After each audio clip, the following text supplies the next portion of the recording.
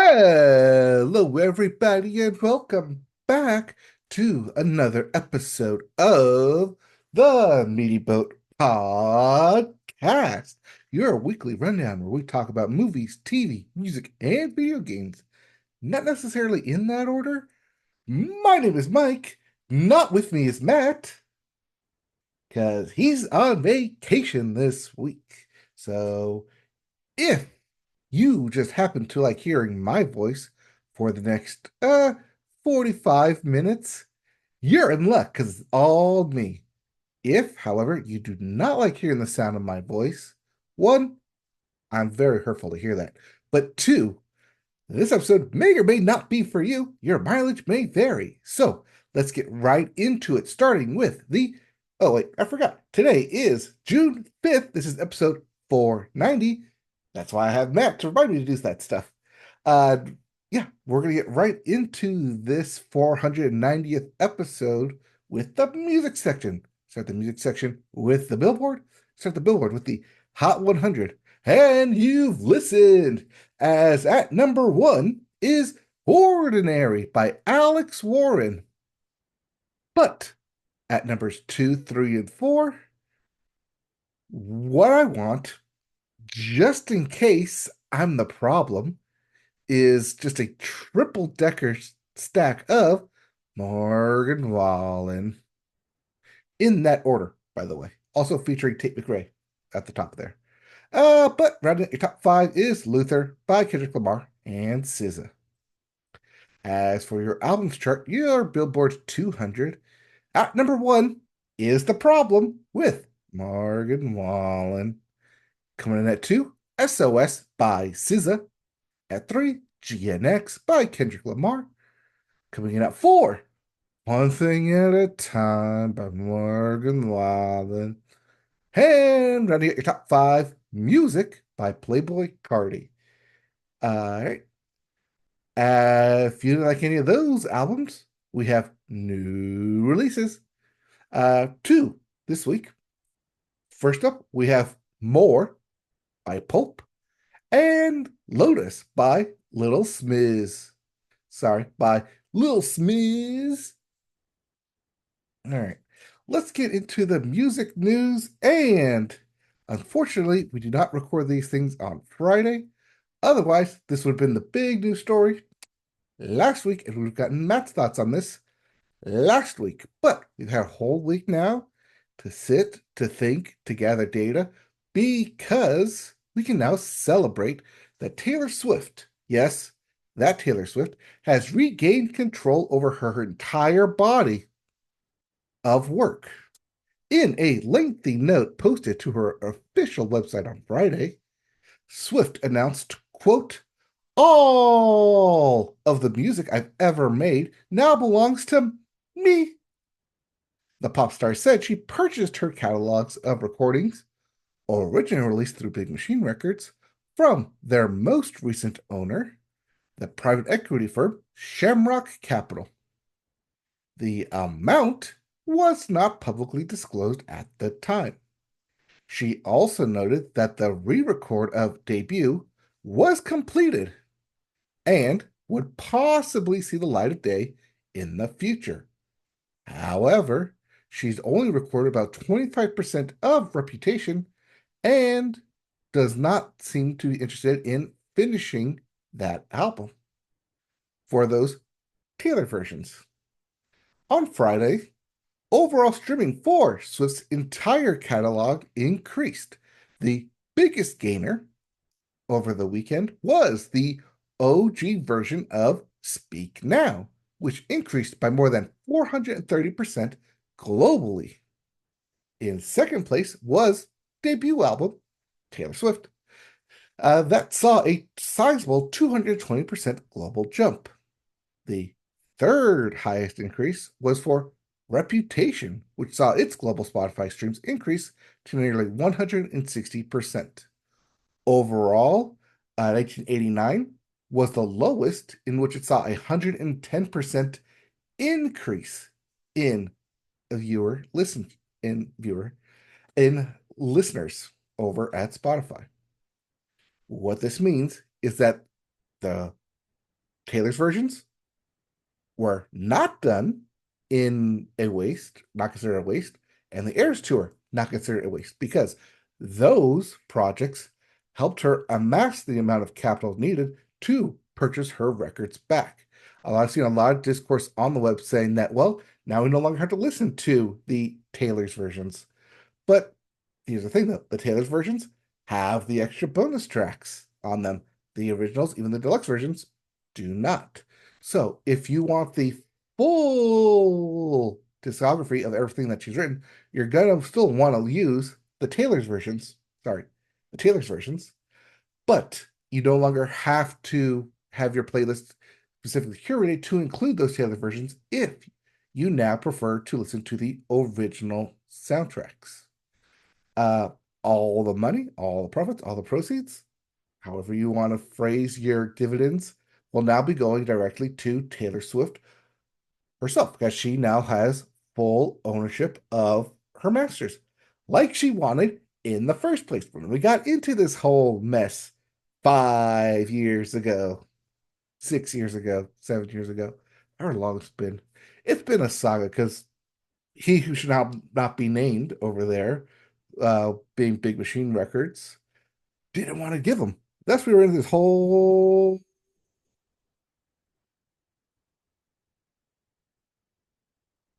Sorry, it just keeps going. Oh, world of mess in trying to get Taylor Swift her masters back. But our perseverance has prevailed, and we've now given a billionaire her creative work back. Hooray for Taylor Swift. But yes, this is seriously good news. This is what she's been working for, fighting for. Now that she's claimed it, though, what's the next mountain to climb? She has stated that debut is completed. She's just waiting on the right time to release it, say on a 25th anniversary, on a 30th anniversary. Dare I say on a 50th anniversary, if we should wait that long? Reputation, however, the other one, probably never going to happen. Probably not going to see the light of day. As she mentioned in her post, that it was a specific headspace she was in when it was written, and she's not really particular in wanting to get back into the studio to finish recording it. So we no longer need to follow the story. It's now completed. A nice bookend to the Taylor Swift saga. Now she's got to find the next mountain to climb. Or is that Miley Cyrus mountain to climb? You know what I mean. All right. I did not listen to any other music. So let's get right into video games, where we start with new releases, including Tour de France 2025 for the PC, PS5, Xbox Series X. There's also Splitgate 2 for PC, PS4, PS5, Xbox One, Xbox Series X. And then there's Dragon is Dead for the PC. Ah, now there's something else I'm remembering, thinking, that's right. The Nintendo Switch 2 officially drops today, as of this recording. If you are hearing this recording right now, you can go to your local store and possibly purchase a Nintendo Switch 2. Get your hands on it if you want. Uh, Otherwise, you'll pre-order it and may or may not have arrived on time. I've seen some pre-orders being delayed. Looking at you, Target, don't know what's up with your POS system, but it's out. People are sharing their thoughts, their screen grabs. Plus, there are new games released with it. So now we got to add the Switch and Switch 2 portion of the new games releases. Starting with Rune Factory: Guardians of Azum for the PC, Switch, and Switch 2. Survival Kids for the Switch 2. Puyo Puyo Tetris 2S for the Switch 2. The Legend of Zelda: Tears of the Kingdom and Breath of the Wild, both out for Switch 2. Fast Fusion for Switch 2. Bravely Default: Flying Fairy HD Remaster for Switch 2. Welcome Tour for Switch 2. And the reason you probably bought a Switch on launch day, Mario Kart World for, you guessed it, Switch 2. We'll continue to differentiate between Switch and Switch 2 releases until Switch 2 eventually just gobbles up Switch 1, which could be a while because we are still talking about Xbox One and Xbox Series X releases, as well as PS4 and PS5 releases. So could be a while until we stop differentiating between Switch and Switch 2. But the reason it dropped today, well, no, not really the reason. One, it's summer, it's a new game console.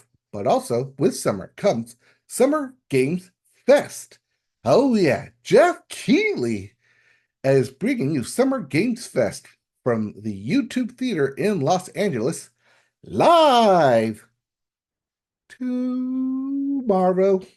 That'll be at 2 p.m. Pacific time, 5 p.m. Eastern time. You can catch it streaming on Twitch or on the Summer Games Fest website and YouTube channel. But since we have to wait for those announcements to be talked about next week, we have other publishers who came out and made announcements ahead of it, starting with Epic and Unreal Engine. So, if you've been following us here in the space, you know we talked about this past month about the AI Darth Vader voice in Fortnite. Well, apparently that was such a huge hit that now Epic plans to let creators make AI-powered NPCs for their own in-game experiences. How that will shake out between people gradually drifting to AI and letting this thing run their lives, only time will tell. Already, I don't like this, but then again, sometimes it's not for me. But then again, Epic loves money and kids playing video games like AI. Vader was a hit. You could see this going in multiple directions. I already see the money dollar spinning, and I'm sure Epic does as well. Epic also announced that the hyper-realistic metahuman creator is now embedded within Unreal Engine as part of Unreal Engine 5.6. So if you have the latest update to Unreal Engine 5.6, you can now use MetaHuman Creator, which looked fantastic and scary, and I don't know what to think of the future of video games without this. Because if this is not really a free tool, but a licensed tool that creators can use, there are very, very, very limitless possibilities that can be created with MetaHuman Creator. Oh yeah, and you know where they used some of this technology? In the uh, upcoming The Witcher 4, which they also have a demo showed that's running at 60 frames per second on a base model PlayStation 5. Not the Pro, mind you, but just the base model of the PS5, which at this point is 5 years old into its life cycle, and they're already pumping out excellent content. That Witcher 4 demo, you can watch it on YouTube at the appropriate frame rate, and stunning. I mean, I'm not going to play The Witcher 4, it's just not my kind of game, but visually, stunning. Speaking of that PlayStation 5, PlayStation quickly, I might add, announced a state of play this week. Originally, they kind of weren't on the schedule, and then all of a sudden, out of nowhere, you know what? We're not going to wait for Jeff Keighley. PlayStation is going to do their stream 2 days before he even takes the stage with a full 50-minute presentation that was full of updates on what else? PlayStation 5 games. So we're going to start here with Arc System Works and their reveal of a Marvel v. Marvel fighting game called Marvel Tokon: Fighting Souls, which is a 4v4 tag team fighter coming to the PS5 and the PC next year in 2026. It looks great, like the art style.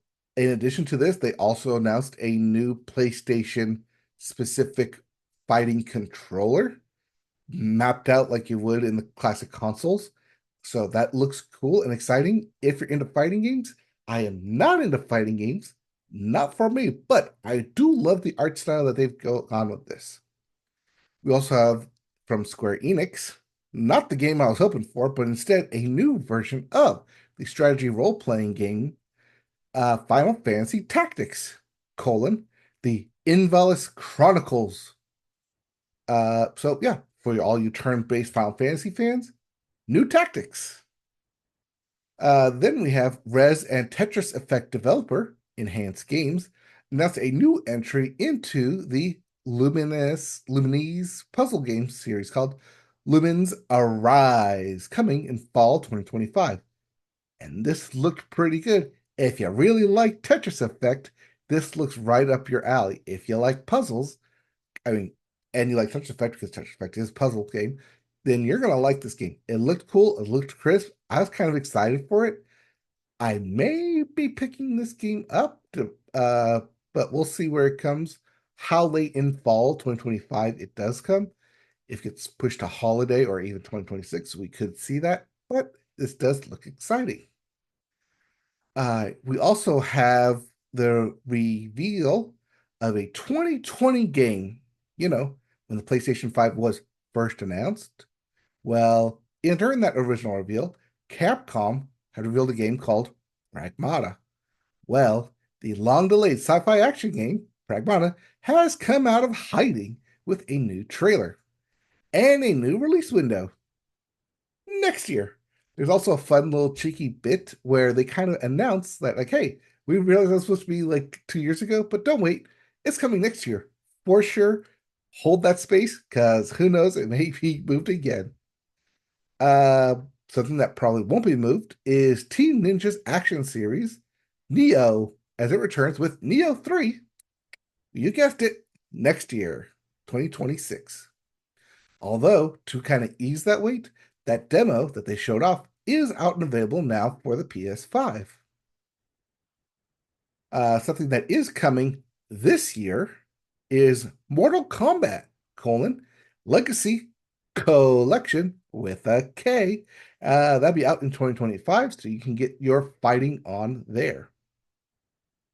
Uh, they also announced Konami and developer NeoBards gave PlayStation fans a terrifying new look at the next horror game, Silent Hill F, due out this year for September 25th, 2025. I am not a Silent Hill fan. This one takes place in Japan. It does look spooky. Silent Hill and like Resident Evil games just aren't for me. I know some people out there are very excited for this. I'm just not one of them. Also, speaking of Konami, I am not excited for the next Metal Gear Solid 3, Snake Eater remake. Snake Eater Delta, I believe, which will be releasing in August. We actually got a released month for it. So look out for that later this year. Like I said, that game's not for me. I did try to play, was it Phantom Pain? The five, I believe. Metal Gear Solid 5, whichever the one that was paired with the PlayStation 3. Because it was the only one at the time that had a backwards compatibility for the PS2. So I bought it. I tried to play it, couldn't get into it. Not that I didn't like it, it's just thought it was too confusing for my young brain. And so I was like, no, not for me. And I just never touched another Metal Gear Solid game again. Let's see. The showcase also had the Castlevania-like franchise, Bloodstained, getting a new entry next year. Bloodstained, the Scarlet Engagement. Uh, Looks fun, looks nice. It's a Castlevania-like, so go through all the rooms, gather all the treasures. All right, we also have a wacky, bloody, and action-packed game. Romeo is a Dead Man from developer Grasshopper Manufacturer, coming out, you guessed it, next year. This one looks fun, kind of looks like Dead Rising, and just like chaos and action and hack and slash and fighting and infected and zombies. So it looks fun, looks interesting. We'll see how well it plays out. We also had not one, but two ocean themed games. First one is a new pirate one called Sea of Remnants, which is in development, as well as a colorful multiplayer game called Tides of Tomorrow. And no dates on those, but in development. We also got a release date for Stylish Adventure Sword of the Sea, which is coming out uh August 19th. And then wait, where am I? Oh yeah, Mountain Climbing Adventure Karen arrives on November 5th, which is the demo available now. There's also a 2D throwback to a Ninja Gaiden series, which is out July 31st. A paper folding action game called Hirogami coming up to the PS5 on September 3rd, as well as a walking simulator called Baby Steps coming September 8th. And a game specifically for me that I've been waiting for ever since the game 2 months ago came out for the PlayStation Plus. The next installment in the Digimon Story series, for Digimon Cyber Sleuth, or sorry, Digimon Stories, Digimon Cyber Sleuth, Digimon Future, whatever. It's coming out on October 3rd for the PS5. It's got about 4 different types of bundles attached to it, including a $200 one that includes a play art statue. It's out. Probably not going to spend that much on it. Probably just going to get the base game. But the fact that we actually have a date for a game 10 years in development, capping off on a trilogy that started 10 years, 11 years ago, 2014, for the PS Vita. Uh, Interesting. I mean, they've announced this that it is happening and finally see footage, which was back in February, and then now saying that yes, this game is coming out this year. It's very nice to see. Looks like everything's been updated from what the game I'm currently playing.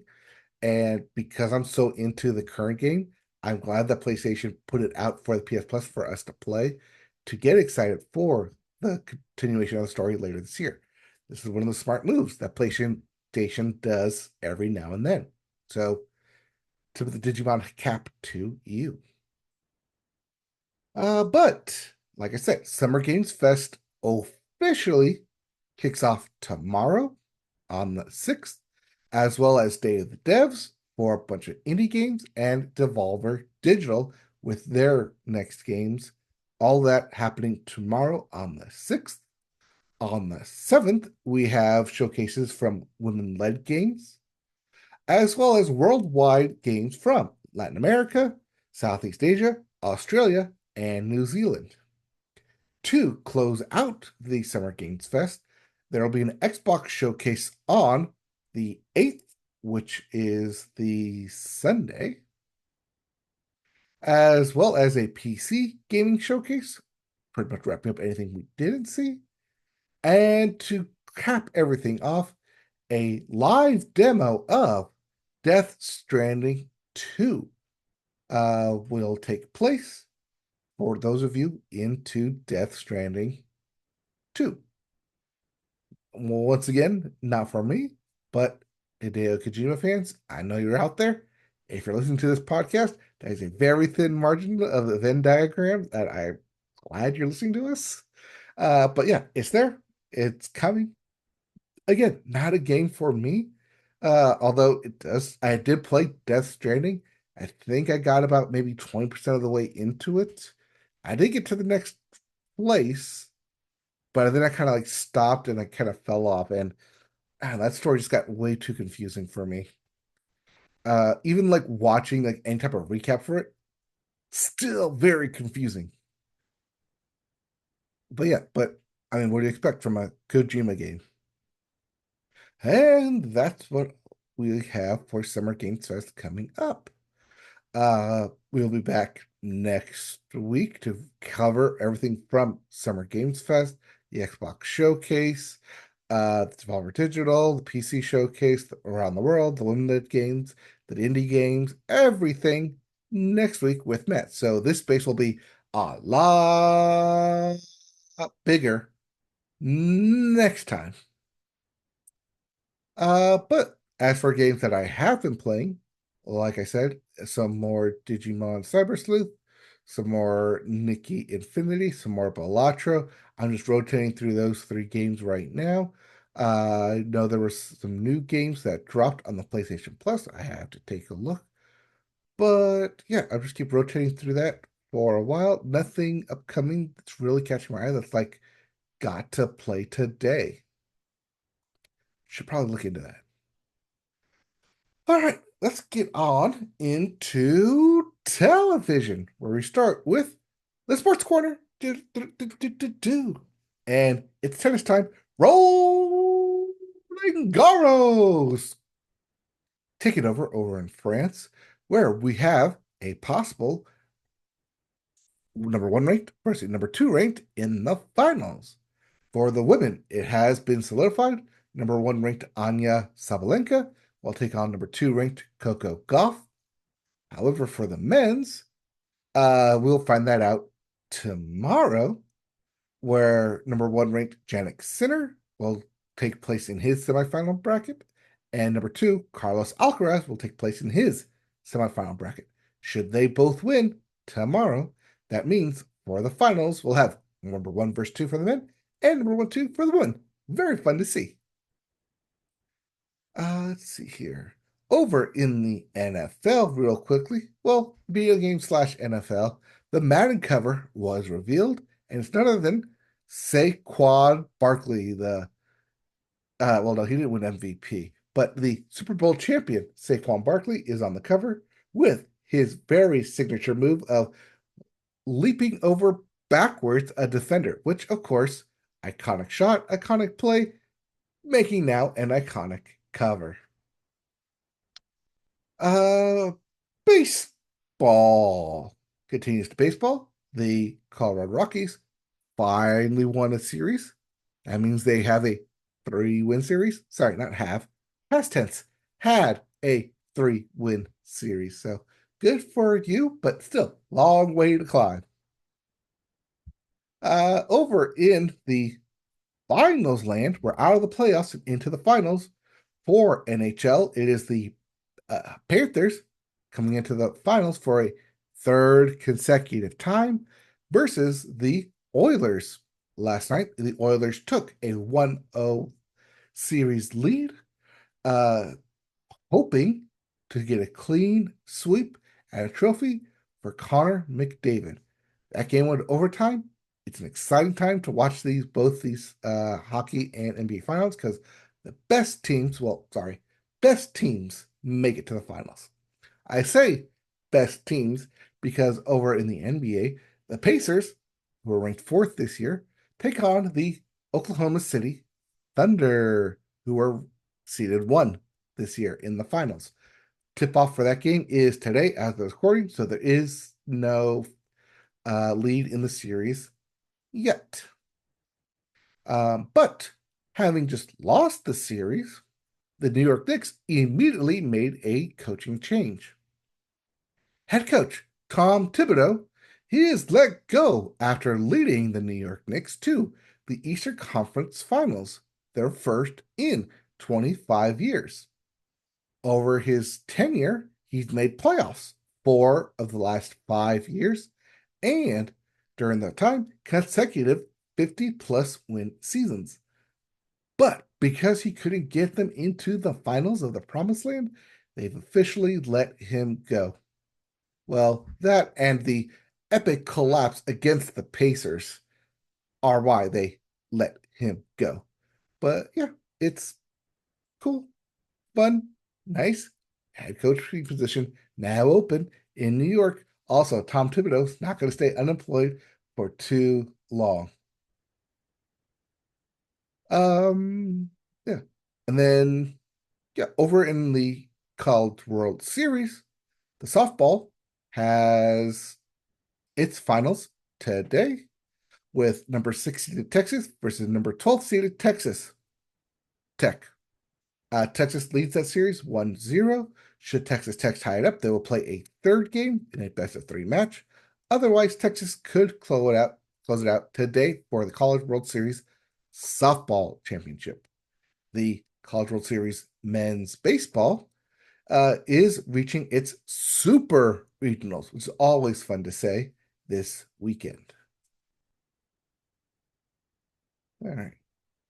Oh, well, that was a lot for sports. So let's get into television. And we start with a downer of a story. There are major layoffs underway again at the Walt Disney Company, with several hundred employees impacted globally. The bulk of the items, and why we're talking about this in television, is that they're across the divisions of Disney Entertainment, including marketing for both film and television, as well as television publicity, casting, and development. Also affected are Disney's corporate financial operations. According to sources, the size of the cuts on the film and TV side of Disney Entertainment is comparable. So it's not going to be split one way or the other. They're same amount they make on TV, same amount they make on film. Technically, no team is being outright eliminated. They're just having team members let go within them. The majority of the Disney Entertainment television staffers are said to be based in Los Angeles, where they just had those LA fires earlier this year.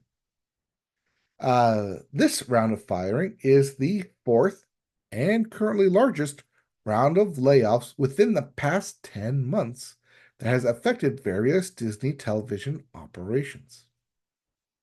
Overall, they are part of an ongoing cost-cutting process at the traditional media companies as they reshape their business to focus on streaming while facing economic headwinds. This goes back to why they brought in Bob Iger 2 years ago in 2023, following other Bob Paycheck, Chapek, to help right the ship that is Disney. They're looking to cut down on streaming content. They think that streaming is no longer as viable as it once was, that the cost for streaming does not equal the returns in terms of new subscribers, in terms of people retaining their subscription, in terms of that revenue being generated. Because, after all, it's a business. Sorry, need that on the shirt still. It's a business, and Disney is looking to trim some of its budgetaries outside of content making. I mean, this, like, so one of the big things being hit here is the development of these film and TV shows, which goes hand in hand with what we just saw with the box office, where Lilo and Stitch made #1 movie 2 weeks in a row, currently on its way to making $500 million, and as part of its $1 billion in revenue for outside merchandising and resources. So they're going to stick with their IPs. You may not like it, but dollars are being spent on return investments, returning IPs, known commodities, which means less investment goes into new creative IPs, which can be seen as more of a risk-taking factor. Part of the hand in hand of making sure you want to stay profitable, but also making sure that you want to keep your shareholders happy while making the business happy, while making more money, because that is the end game for all these companies.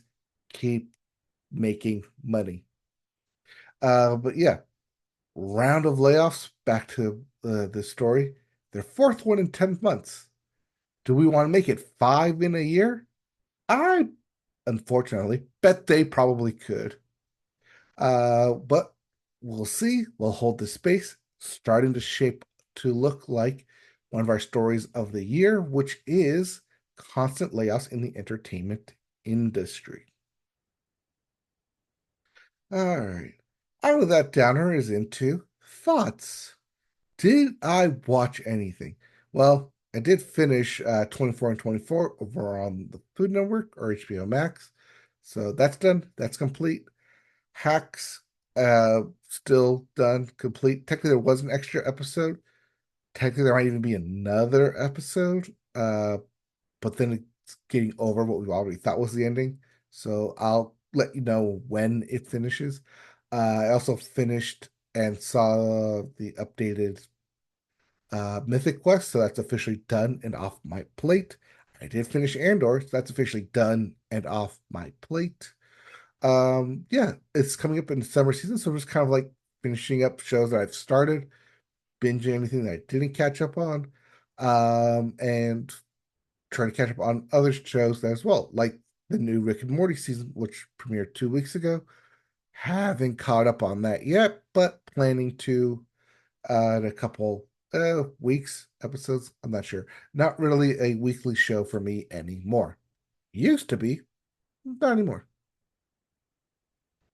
All right. Let's with that, let's move right into cancellations and renewals. What am I no longer watching? Well, you're no longer watching Laid, has it been laid to rest, canceled after one season on Peacock. What you will be watching more of is The Shy, with an eighth season at Paramount Plus, and All American, which gets an eighth season finale coming to the CW. And now we have some deaths, starting with Loretta Swit, age 87. Actor, was in MASH and Race with the Devil. Emmy winner for in 1980 and 1982 for her role in MASH as Lieutenant Hot Lips Houlihan. Uh, she was Emmy nominated 10 out of the 11 years for MASH. Just wasn't nominated that first year, but constantly that every year after. Was in all but 11 episodes of MASH. So great constant actor. Well, uh, if you haven't watched MASH, give it a try. It's long, it's long, it's long, but it runs fast.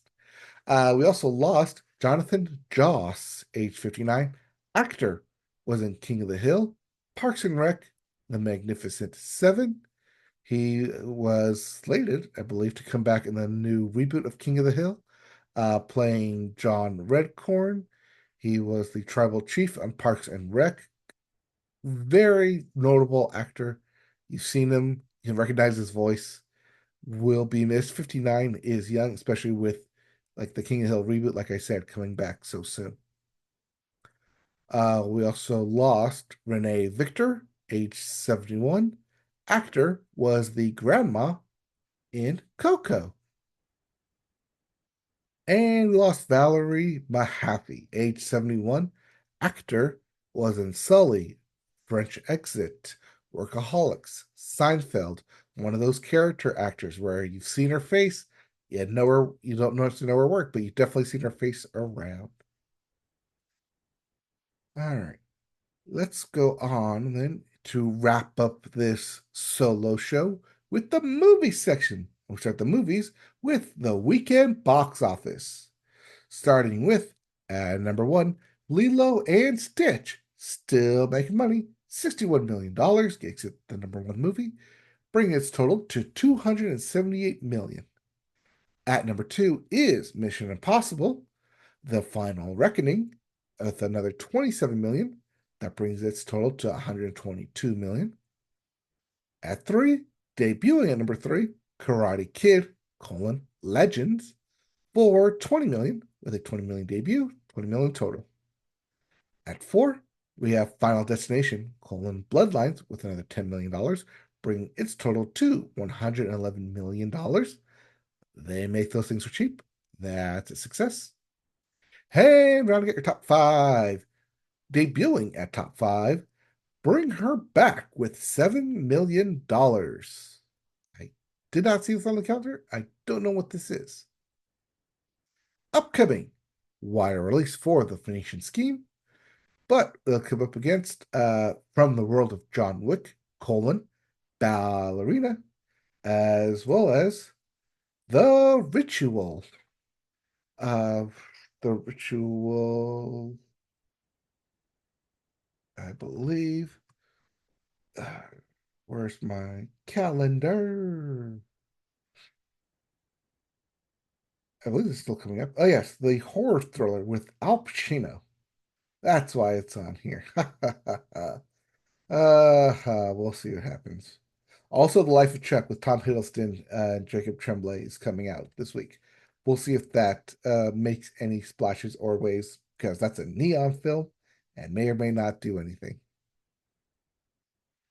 All right, let's then round this out with the movie news. And there wasn't a lot of good news or good things to talk about in movies this past week, except for one thing. David Zaslav got comeuppance. Kind of. No, he's not fired. He's still the CEO, but the majority of Warner Brothers Discovery shareholders who voted at the company's 2025 annual meetings believe that CEO David Zaslav, among other top executives, are earning too much as the investors voted down a non binding advisory measure to approve the 2024 compensation package of Zaslav and the company's other named executive officers, according to an SEC filing totaling $52 million. Per the WBD reported tallies, there were 724 million shares that voted for this compensation package. However, it ran up against 1.06 billion shares voted against the measure, which means almost 60% of the votes were cast against the pay package increases. These pay packages, by the way, include 4 to 5% raise in annual base salary, as well as any bonuses and other share monetary expenses paid to not just CEO, but other top executives within the company. I am glad that they did this. This is a stark retribution for Zaslav cutting all the content on HBO Max, for trimming everything down to just being solely IP based, for trying to sell the long-standing pillar of Warner Brothers Discovery that is the Looney Tunes, that he's still in active negotiations trying to sell it to turn any kind of profit or money. That to say that no, we finally had enough of this and we don't like the way you're running this company, so you don't get a pay package increase is what we need to hopefully make waves at Warner Brothers Discovery. This does not mean he's fired. This does not mean he's let go. This does not mean he's quit. He's still the CEO of Warner Brothers Discovery. What this does mean is that the shareholders, overwhelmingly 60% here, voted to say, we think that what you've done with the company does not merit an increase in your pay. So we'll see what happens if more of Zaslav's axe comes down on anything else, if he trims anything else. But if the stock price of Warner Bros. Discovery doesn't go up in a favorable light for the shareholders, we may see David Zaslav get the boot. Because if you want to hurt any of these companies, you got to hurt them where it counts. And that's in the wallet, and that's in the stock price. Anything else is just noise. And speaking of noise, my voice has just been complete noise in your ears for the past 45 minutes. Thank you for sticking with me. Like I said, 45 minutes of this episode of me yammering straight into your ear. If you liked this episode, please leave us a comment on wherever you're watching this, or you can email us at mediabubpodcast@gmail.com and tell us how much you liked or disliked or ambivalent about me talking for 65 straight minutes.